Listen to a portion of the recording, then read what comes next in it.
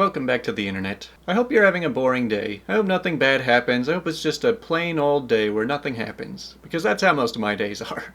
But if you're looking to spice your days up, you could try selling something online, like this guy. Are you still selling the 30-inch TV? No, sorry, I already sold it a few days ago. How about $200?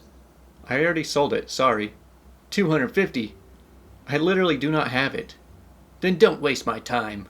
Yeah, man, what's your problem? Can't you just go take it back from the guy you sold it to so you can try and sell it again? Jeez, the nerve of some people. Well, most of the stories today were pretty short, so we've got a few of them to get to. Starting with, entitled mother of another player on my team tries to rally parents against me. I was 14. So I played softball for 10 years and dealt with my fair share of drama. My parents and coach did a good job of keeping me away from it, but it was still annoying and stressful. When I played travel, we only had a few pitchers. Our main ones were me and a girl I had played with since we started playing. We had basically grown up together. Her and I had very different pitching styles, which complemented each other. It was a great setup and we really messed with the other teams. Eventually, however, I became the starting pitcher. The girl's mom hated this. She would tell the other parents that the only reason I was the starter was because my mom was the assistant coach. My mom had no say in the lineup in the first place, and that her daughter deserved it. She would talk about how her daughter was going to play in college and how she was the star of the team, and that I shouldn't be there in the first place. Even worse, she wouldn't even talk to me or look at me as if I didn't exist. Matters became worse when I took the girl's place as fourth batter. Fourth batter is typically the strongest batter or clean-up batter. This was surprising to a lot of players on other teams because I was really skinny when I played, like 5'5" and 100 pounds. I was 14. But my batting average was significantly higher than hers. She was a good batter though and hit multiple home runs throughout our time playing. She just moved to fifth batter. Her mom hated this. She kept making excuses, saying how I was the coach's favorite. She even got another parent in on it, my closest friend's mom of all people, and tried to convince others that I just wasn't a good player. Luckily though, even the parents saw through her bullcrap and ignored her. One time my dad overheard her making some remark about me. My dad is a very reasonable person, but when someone does something to step on his toes, he feels like it's his job to tell them so, especially when it involves me. I was told this story later on. Basically, my father politely told her that she better keep my name out of her mouth or there'd be problems. Having seen my dad's politeness in situations like this, I could only imagine the look of murder in his eyes. Eventually word got around to my coach. My coach said the last thing she'd do was punish her daughter for crap she said, but warned her if she didn't stop, she was no longer welcome at games. Let's just say that shut her up real quick. You know, the entitled parents of Little League games might be on the top of the worst type of entitled parents. Because for some reason, the parents like to get more involved into the games than their kids. Next up we got, want a child ticket? Sorry ma'am, can't let you in. So here in the UK, a 15 rated film means that you have to be 15 to see the film, no exceptions. Back a few years ago, we had two ticket types at my cinema, adult and child. It's since changed to incorporate a teen ticket. Child was under 15 and adult was anything 15 and above. This guy comes in with his mates, back of the queue to get in, but can be heard throughout the foyer being all loud and obnoxious. And the generalization I found in my experience in the cinema is that if they are teens on their own and they're loud and obnoxious in the foyer, there's a high chance they'll be the same during the film, and generally be a nightmare in the screen. I start to notice some other people in the queue looking over at him and rolling their eyes. I get the pleasure of serving this guy. He comes up to me, still shouting over his mates who are getting served by some of my colleagues, and asks for a ticket to see the 15 rated film. He looks about 16 or 17, but since he said a ticket, work script autopilot takes over as I ask him how old he is so that I can sell him the correct ticket type. Him being the person that he is, and probably since he's gotten away with it before to get the cheaper ticket price, said he was 14. The moment he said that, a massive grin washes over my face. Sorry mate, this film's a 15. Holding back my glee at not having to deal with this BS for the next 2 hours. I can't let you in. No amount of begging and pleading would make me budge, so he has to speak to the manager. Manager comes down, sides with me, and he's on his way. Day ruined. Well, all it takes is one annoying person to ruin the movie for everybody else. Man, I haven't even been to the movie theaters, and I don't even know how long. It's been years. I think I have a problem just sitting in one spot, trying to pay attention to one thing for 2 hours. I typically like to stay really busy, and I have to be doing like at least 2 or 3 things at once, so. And our next story is called, Entitled Mom Yells at Me on a Public Bus for Ruining Her Child's Education. So I, 15 male, was on a bus in New York City on a trip to visit my older brother, who goes to college there. I'd already been on the bus for about 10 minutes when a mother and her son walks on as well. They happen to be the entitled mom and her kid of the story. The bus was pretty packed, and I have a few open seats next to me, which they chose to sit in. During this trip I'd been reading manga. Now if you know how manga works, you would know that they are read from right to left, and from back to front. So basically, they are read in reverse order to standard comics. The kid, who looked to be around 9, notices that I'm flipping the pages backwards and asks me why. Here's how the exchange went down. "Hey, aren't you reading the book backwards? Isn't it confusing?" I was like, "Oh no, it's a Japanese comic. It's made to be read that way, see?" I proceed to demonstrate by showing him how the story made sense from right to left, rather than left to right. "Whoa, that's crazy. Why do you think they do that?" At this point, the mom overhears our conversation, who decides to join in. "Why do you think they do that, honey?" The kid says, "Look, Mom, this book is read backwards. Isn't it cool?" The mom takes the book and lets out a small shriek loud enough to garner the attention of everyone around us, but only for like a second. "Why are you showing this to my child? You're going to confuse him and ruin his education." He's like, "Oh, I'm sorry, I didn't mean to do that." He was curious, so I was just showing him how these Japanese comics are read differently than ours. "Well, you're going to make him want to read books backwards as well, and then he'll start to perform worse in school. Didn't you know he was the top of his class? I can't just let you ruin that." By the way, the kid seemed to completely understand that only special books were read in a different way, and I don't think he would be that confused. I was like, "I'm very sorry, ma'am. I'll just keep it to myself. Would you mind returning my book?" "No, I think I'll hold on to it so you don't go confusing other people's kids." I said, "Ma'am, that's my property, and by withholding it from me, you're stealing from me. I suggest you return it now before I get the police involved." Kid says, "Mommy, just return the book." Said, "No, now shush." Then she says, "You're going to call the police over one comic book?" I say, "Ma'am, you don't understand how petty I can be. Now, if you don't mind, my stop is coming up, and I would like to get off with all my possessions." At this point, I pulled the book out of her hands, and got up to get off the bus. At this point, I could hear her yelling about how much trouble I'm going to get in when the authorities hear about this. But I was never contacted, so I wonder what happened to that threat. I always think it's weird when these entitled parents freak out because their kids are being exposed to something they've never seen before. It's like, my kid is a genius, but that's all going to be completely undone if they see something that I didn't show them. Man, I don't know where this delusion comes from. Next up we got The Witch in the Woods. So this happened a little over 20 years ago. I was about 10 years old and my sister was 6. We grew up in a small town, raised only by our hard-working mother. It started when school was nearly finished for the year. The nights were late because my sister was up all night crying about a witch. Anyways, my mother started receiving odd calls once in a while at work that just said, "I need one of your children." Mom figures it's some stupid prank and ignored it. But then she started receiving calls daily. Eventually, she was receiving a call most nights at our home. She reported it to the police, and they said whoever was calling was using random payphones, and there wasn't much they could do about it.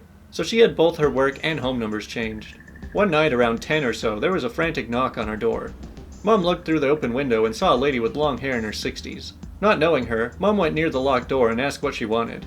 The lady asked if she could come in because she was in a car accident.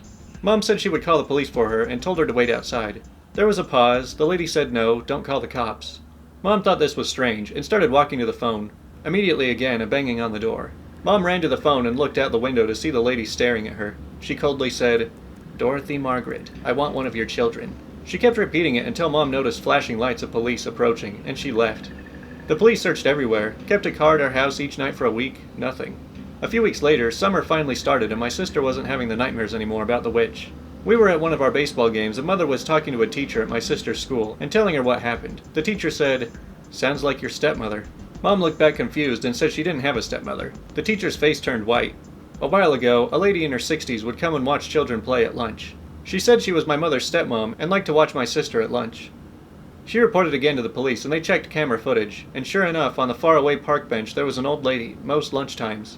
They noticed she was always coming back from the woods, so the police did a search and found an old shanty shack type of place, with old blankets and fire pit, and pictures she drew of us. That was the last we ever heard of her. When summer was ending, my sister started having nightmares of the witch again. Mom asked why she was getting scared again, and she said, "Because she comes to my school and watches us." The witch was the old lady. Let's not meet old witch from the woods who wants children. Well, that was a bit of a curveball story for this video, but I kind of like the creepy ones. I think they're a little more entertaining than just the psycho people ones. But we got one more psycho people story left before the question. Don't want to be served by a lady? Okay, have it your way. So I used to work in tech support for an ISP. I'm a cis woman, and so many times I would answer the phone and get a, "Oh, I didn't want to get put through to accounts." This isn't accounts, this is tech support. How can I help? "But you're a lady." Sigh. I had a fair few a-hole callers who absolutely would refuse to talk to me because women can't do tech support, despite the fact that they are clearly having issues and need help, and I was trained to help them. But, you know, sexism is fun. The worst one I ever had was this grumpy old man. I'm going to call him Theo because I hate the name. No offense to any Theos here, but bad experiences, you know. It was a really busy day. Call queues were like an hour. Normally, if it's quiet, we can help with unsupported issues, like Wi-Fi not working, Xbox Live not connecting, etc. But if queues were over half an hour, and they had basic internet connectors and the speed was okay, we had to get rid of them. So with it being a busy day, we couldn't help with unsupported issues. I've been having a fairly good day, all pretty simple. Have you tried turning it off and on again? No? Try that. It works now? Cool, bye. Calls. Then I got Theo. The phone call went like this. I say, "Hi, company name tech support, you're speaking with OP." Says, "I don't want to talk to you." I say, "I'm sorry?" "I don't want to talk to you. I always have difficulties with ladies. They never listen and never do what I ask them." I say, "I'm sorry you feel that way, but if you just let me know what your problem..." "I said I don't want to talk to you. Put me through to a man." I say, "I'm sorry, but all my colleagues are on other calls, and our call queues are really long at the moment. I can't just transfer you to someone. I can put you back in the queue, but I can't guarantee that you'll speak with a man." He says, "Put me through to a man right now. I've been on hold for 3 hours already." This was a lie. Our queue times were long, but not that long. I say, "Again, as I told you, my colleagues are on other calls. I can put you back in the queue, however." "Put me through to your manager." I say, "Sure, but she's a woman." Pretty sure I could hear Theo's brain exploding at this point. "Put me through to a man manager." I say, "Fine, hold please." We had a policy that whilst you can take other calls while you had someone on hold, you weren't supposed to, just in case you got muddled up, unless a manager said it was okay. So I put him on hold, then I sat there, doing nothing for a minute or so, then I answered some emails, then I made a coffee. By this point, about 10 minutes had passed. I wanted to keep him on hold longer, but I felt bad leaving the call queue for that long. I messaged the big mean manager, who doesn't take crap from anybody. I'll call him Draz. I say, "Hey Draz, I got some a-hole on the line who won't talk to me because I'm a lady." He says, "What's he having issues with?" I say, "No idea, he won't even tell me that." He says, "How long has he been on hold for?" I say, "About 10 minutes." I say, "Cool, keep him on hold for another 20. Take some more calls in the meantime." I was like, "Great, thanks." So I did just that, helped a few more, much nicer people. Then after 20 minutes or so, I messaged Draz to ask him if he wanted to take Theo's call now. He did. Obviously, I didn't hear the phone call itself, but Draz later told me it went something like this. He says, "Hi, this is Draz speaking." He says, "Oh good, a man. That lady was so rude. She wasn't listening to a word I said." Draz says, "That's funny. She told me you refused to tell her anything about what issues you're having." He says, "Exactly. She wouldn't listen." He says, "So what issues are you having?" "My computer won't turn on." "And?" "You guys run the computer, right? You need to help me fix it." He says, "No, we do not run your computer. We provide you with an internet connection, and according to my end, your internet is connected. I don't even know what kind of computer you have." "Microsoft." "Don't interrupt me. As I was saying, I don't know what kind of computer you have, and whilst technically I probably could help you troubleshoot, I don't want to. You were rude to my staff, and your computer not turning on is unsupported, so I don't even have to help." "Yes, you do. You run the internet. My company has the internet, and I can't access it if my computer doesn't turn on." "Well, then call Microsoft." "I don't want to. I've already called you." "Well, then buy a Mac." And then Draz hung up on him. You know, I once worked at a call center for an ISP. Worst 2 days of my life. Not even joking. Well, we're done with all the stories, so you know what time it is. It's time to answer the question. Tour guides of Reddit. What is the dumbest question someone has asked during a tour? Tourists in Dutch windmills always ask where the engine is. They don't believe the wind can rotate the blades for some reason. This gets asked way too often. Well, if the wind doesn't come from the windmills, then where does it come from? Once had a woman insist that she needed to spray herself with my bear spray, because I could not make her understand that it does not work the same as insect repellent. She decided against taking the tour and called to yell at my boss over my refusal to spray her with bear spray. Man, I can only imagine what would have happened if he actually went along with it. It's like, "Alright, here you go." She'd be like, "Oh no, I think I'm allergic to this. I can't go on the tour after all." Man, I gotta get me some bear repellent spray.